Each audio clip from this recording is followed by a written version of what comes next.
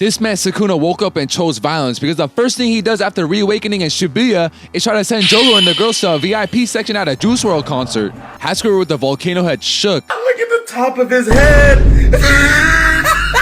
Had him thinking twice about ever stepping foot in Shibuya. Bro should have stayed in Bikini Bottom. Sukuna asks the girls what the hell they want from him, and they're over here trembling. Like, damn, I know my boy Sukuna a lady killer, but it ain't that serious. So they ask him to save the fake ghetto. Sukuna's like, aight, raise your head. And proceeds to blast the girl on the left's head smooth off with one slash. Oh my gosh, sis, no! Don't worry, I'll kill him and grab your reboot.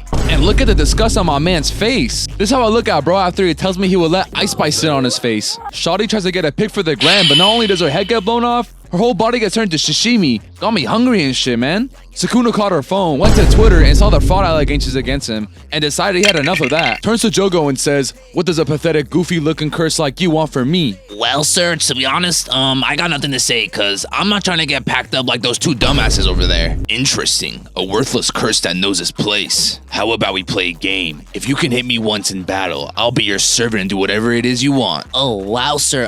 You're so kind, but are you sure hitting you only once? Doesn't that seem kind of Sent this boy flying into the stratosphere before he could finish talking. Jogo tries to blast him with his firepower, but Sukuna turns him into a cripple and he crashes into the building. Next thing you know, this man is shooting bullets at Sukuna like he got an AA-12 with a switch on it, courtesy of TV Banks. And hold on, this man Sukuna is cold because he is just casually walking in a burning building before deciding to resume Jogo's ass whooping. As a matter of fact, run it back. We gotta see that again. He group checks this man and throws him half across Shibuya because why not? And then absolutely clobbers this man into the ground. Had this man laying there thinking about life but realized he can't go out like a bum and spun the block. And bro basically uses domain expansion surrounding Sukuna in his lava tsunami. But peep this, because this man Sukuna is simply moving different. This man dodges all of Jogo's attacks with his hands in his pockets. Oh nah, Sukuna is a top 5 weaver no doubt after this performance. Then my man Jogo whips out a Susanoo to crash the buildings that Sukuna was in between of, but this man busted out hitting the Bellingham celebration. Game recognizes game. And just look at how much fun this man is having absolutely cooking this man. Bro throws him through a building and starts dribbling him around like he's Messi. Like, what can he do? But he wasn't done yet because this man Sukuna had to use level 1 finisher to pummel this goofball through 15 floors. Had this man fearing for his life.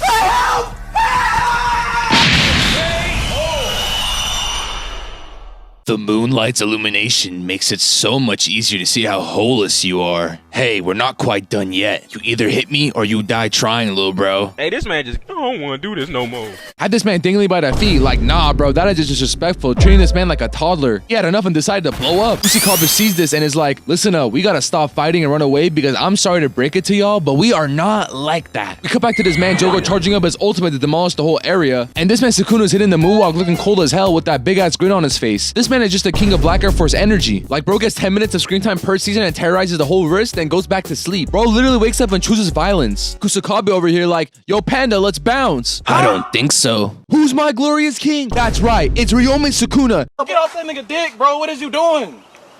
What? No. This man is the coldest fucking character in JJK. I do not care. And he's like, every bum in this vicinity, I forbid you all to move. If you don't obey, then you can say hi to Pop Smoke for me. Not yet.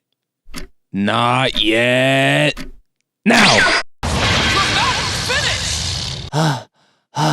Not even the king of Black Airforce energy could survive that. Is that so? They had us in the first half, I'm not gonna lie. So this man Sukuna obviously survived Jogo's ultimate and sitting crisscross applesauce, and he asked Jogo, so why don't you use your domain expansion, you bum? Well, sir, I'm not trying to glaze, but I could never beat you in a domain battle, sir. Yeah, I ain't gonna lie. Hop off my tip.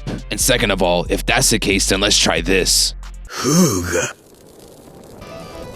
This man Sukuna pulled that fire out of thin air, and I'm not gonna lie, I was just as confused as Jogo because I didn't know my man could just digi-evolve mid-fight and gain new abilities. But this minute challenges Jogo to a fireball. Like, is it not enough you humiliated him? Now you gotta beat him at his own game? And I'm not gonna lie, this scene was cold as hell. I'm thinking Jogo might actually do some. Just for it to cut to him talking to these frauds. Like, come on! Oh, brother, this guy stinks!